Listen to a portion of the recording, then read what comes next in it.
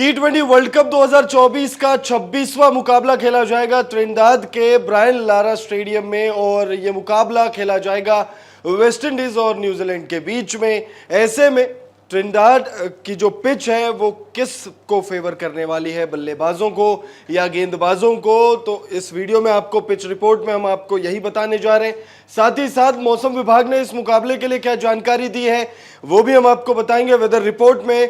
उसके बाद बात करेंगे वेस्ट इंडीज और न्यूजीलैंड के बीच जो टी20 इंटरनेशनल्स में मैचेस हुए हैं उसमें किसका बोलबाला रहा है। हेड टू हेड आंकड़े आपको बताएंगे। लास्ट 5 मुकाबलों में दोनों ही टीमों का प्रदर्शन कैसा रहा है, इस मुकाबले में जब ये दोनों टीमें आ रही है तो किस तरीके का प्रदर्शन करके आ रही है ये भी हम आपको बताएंगे। साथ ही साथ वीडियो के एंड में बात करेंगे दोनों ही टीमों की संभावित प्लेइंग 11 कैसी होगी, तो वीडियो को आप एंड तक जरूर देखिएगा। वीडियो पसंद आए तो इसे लाइक भी जरूर कर लीजिएगा। वेस्ट इंडीज और न्यूजीलैंड के बीच में टी20 वर्ल्ड कप 2024 का 26वां मुकाबला खेला जाएगा त्रिनिदाद के ब्रायन लारा स्टेडियम में। और इस मुकाबले की टाइमिंग क्या है सबसे पहले वो बता देते हैं। तो 12 जून बुधवार को रात 8:30 बजे से यह मुकाबला त्रिनिदाद में खेला जाएगा और जिस वक्त रात के 8:30 वहां बज रहे होंगे, भारत में दिन चेंज हो चुकी होगी। 13 जून 2024 गुरुवार को सुबह 6 बजे से आप ये मुकाबला देख पाएंगे। तो भाई इस मुकाबले को अगर आप भारत में देखना चाहते हैं तो आपको सुबह जल्दी उठना होगा। सुबह 6 बजे से ये मुकाबला आप लाइव देख पाएंगे। अब बात करते हैं ब्रायन लारा स्टेडियम की पिच किस प्रकार रहने वाली है, क्योंकि इस स्टेडियम पर बहुत ज़्यादा मुकाबले इंटरनेशनल लेवल पर नहीं हुए हैं। ऐसे में लोगों को इस पिच के बारे में ज़्यादा कुछ नहीं पता है कि भाई यहाँ पर बल्लेबाजों का बोलबाला रहने वाला है या फिर गेंदबाजों का बोलबाला रहेगा। तो पिच रिपोर्ट क्या है, तो आपको बता दें कि भाई ब्रायन लारा स्टेडियम की जो पिच है ये बल्लेबाजों से ज़्यादा गेंदबाजों को मदद देती है। खास तौर पर स्पिनर्स को बहुत ज़्यादा मदद है और वो गेंदबाज जो धीमी गति से गेंदबाजी करना जानते हैं, जिनकी एक्सपर्टीज स्लोअर वंस हैं, जो वेरिएशंस का इस्तेमाल कर सकते हैं, वो गेंदबाज इस पिच पर बहुत ज़्यादा कारगर साबित होंगे। वैसे आउटफील्ड इस पिच की बहुत धीमी है तो सेकेंड इनिंग में रन बनाना बहुत मुश्किल है। और अगर आप इस टी20 मतलब इस पिच पर जो टी20 इंटरनेशनल मुकाबले खेले गए उनमें अगर आप आंकड़े देखेंगे तो चेस करते हुए सिर्फ एक मुकाबले में जीत प्राप्त हुई है। तो भाई जो त्रिनिदाद की जो पिच है यहां पर बल्लेबाजों को बहुत मुश्किल होने वाली है। टॉस जीतकर पहले बैटिंग करने का फैसला बिल्कुल सही फैसला साबित हो सकता है। भारत की जो चेपॉक पिच है, चेन्नई की चेपॉक पिच, उस जैसा ही कुछ मिजाज है। यहां पर पहले बल्लेबाजी करिए, रन लगा दीजिए और फिर उसके बाद आप जो है चेस करने से रोक सकते हैं सामने वाली टीम को। ग्राफिक्स के माध्यम से आपको बता देते हैं कि क्या कहती है त्रिनिदाद की ब्रायन लारा स्टेडियम की पिच रिपोर्ट। त्रिनिदाद के ब्रायन लारा स्टेडियम की सतह कैरेबियन में धीमी सतहों में से एक है और इसलिए बल्लेबाजों को बोर्ड पर एक बड़ा स्कोर बनाने के लिए बहुत ज्यादा संघर्ष करना पड़ता है। इस पिच की धीमी प्रकृति गेंद को उछालने वाले स्पिनर्स को काफी प्रोत्साहित करती है और इसलिए गुडाकेश मोती, अखिल हुसैन, मिचेल सेटनर और इश सोडी जैसे गेंदबाज जो है इस मैच में काफी सफल हो सकते हैं। इस पिच पर अब तक कुल 4 टी20 इंटरनेशनल मैच खेले गए जिसमें पहले बल्लेबाजी करते हुए 3 बार टीमों ने जीत हासिल किया है, जबकि सिर्फ 1 बार चेस करते हुए टीम ने जीत हासिल किया है। भले ही पिच रिपोर्ट ये बात कह रही हो कि इस पिच पर रन बनाना मुश्किल हो, लेकिन इस पिच पर 4 टी20 इंटरनेशनल मैचों के बाद पहले बल्लेबाजी करते हुए 185 रन जो है वो औसत स्कोर है। वो इसलिए क्योंकि एक मैच में इंग्लैंड ने इसी मैदान पर 267 रन बना दिए थे। पिच की धीमी प्रवृत्ति का अंदाजा आप इस बात से भी लगा सकते हैं कि इस पिच पर 133 हाईएस्ट सक्सेसफुल रन चेज है।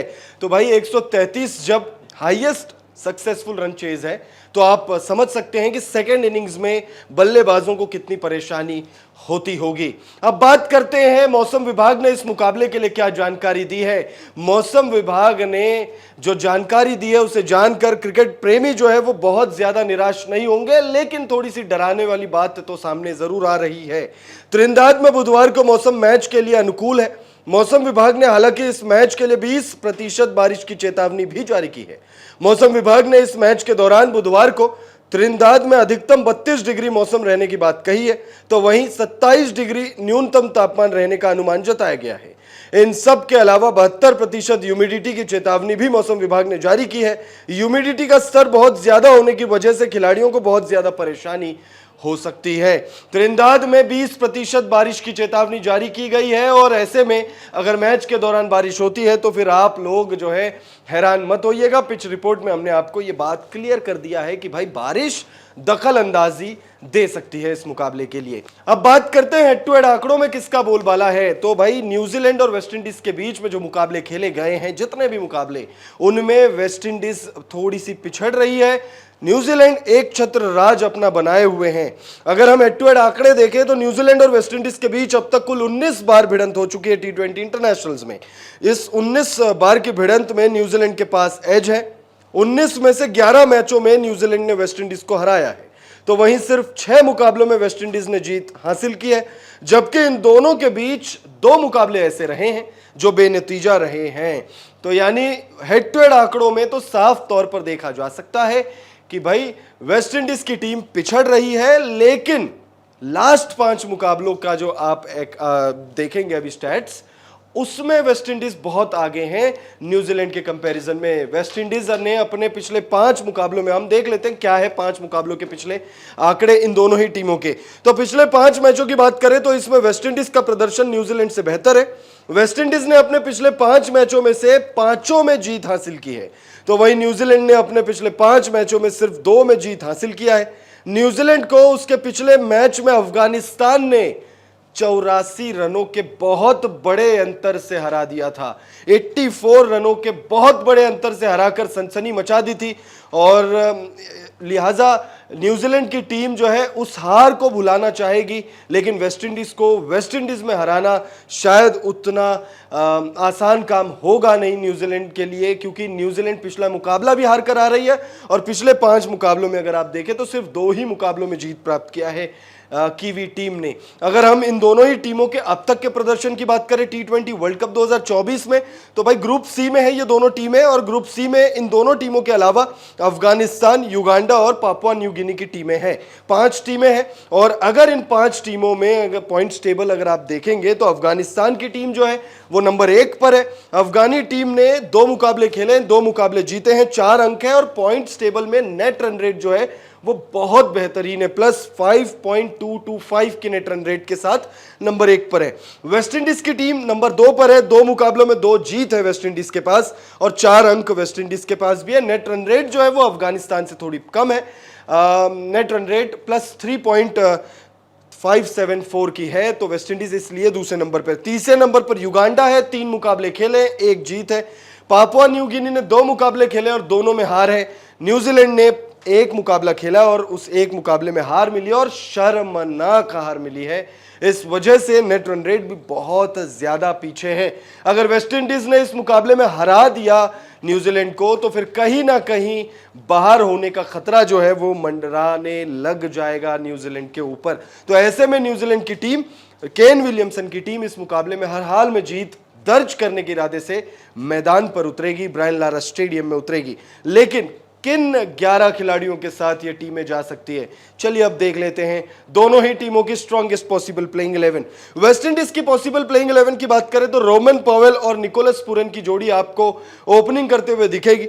उसके बाद जॉनसन चार्ल्स आएंगे नंबर 3 पर, शिमरन हेटमायर आएंगे, उसके बाद ब्रैंडन किंग है, Roston Chase, Andre Russell, Romario shepherd आएंगे, अल्जारी जोसेफ, अकील हुसैन और गुडाकेश मोती। आंद्रे रसल की बात करें तो भाई गेंदबाजी में तो अच्छा योगदान दे रहे हैं, बल्ले से वैसा कोई खास प्रदर्शन उन्होंने नहीं किया है। उनसे बैट एंड बॉल दोनों डिपार्टमेंट में टीम को उम्मीदें होती है। गुडाकेश मोती पर आप नजर रखिएगा, क्योंकि ब्रायन लारा स्टेडियम में जो हाईएस्ट, जो बेहतरीन स्पेल की अगर आप बात करें किसी एक गेंदबाज द्वारा बेहतरीन स्पेल, तो उसमें गुडाकेश मोती का नाम सबसे ऊपर है। वो इस मैदान पर 3 विकेट का एक स्पेल ऑलरेडी डाल चुके हैं। अकील हुसैन पर आप नजर रखिएगा, इनको बहुत ज्यादा मदद इस मैदान पर मिलने वाली है। अब बात करते हैं न्यूजीलैंड टीम की प्लेइंग 11 क्या हो सकती है। तो फिन एलन और डिवॉन कॉनवे, विकेटकीपर बल्लेबाज डिवॉन कॉनवे और फिन एलन दोनों जो है ओपनिंग करते हुए आपको दिखने वाले हैं। पिछला मुकाबला तो खैर हर किसी के लिए खराब गया था, तो हम उस पर बात नहीं करेंगे, सिर्फ प्लेइंग 11 की बात कर रहे हैं।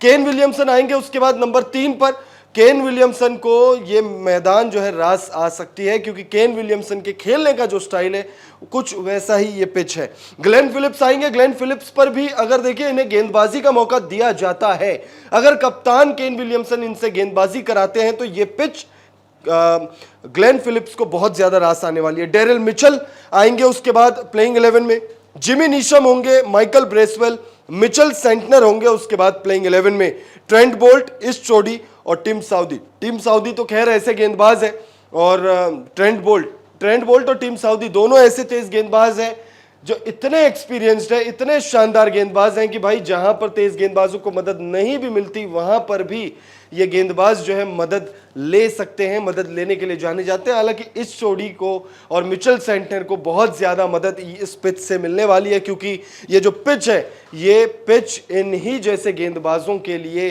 तैयार की गई है। फिलहाल इस वीडियो में इतना ही।